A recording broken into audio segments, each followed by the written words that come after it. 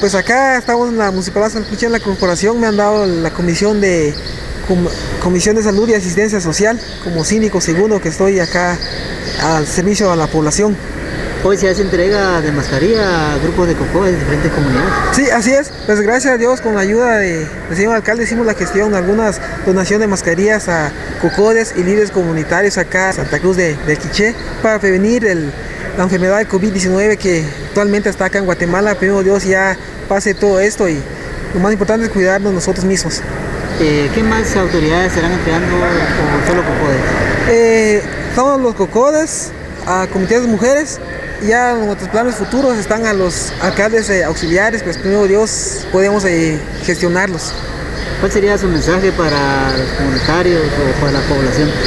Bueno, pues mi mensaje para la población es de que respetemos las medidas sanitarias que ha dado las autoridades, tanto con el presidente, tanto acá como el local, que todos nos lavemos las manos, utilicemos los geles. Tenemos que cuidar a las personas más vulnerables que están acá en nuestra Cruz de Quiché. Tenemos que querer a nuestros seres queridos, a los de la tercera edad, son los más afectados, a los más vulnerables en esta situación de la pandemia COVID-19. Lo más importante es el uso adecuado de la mascarilla. Sí, así es.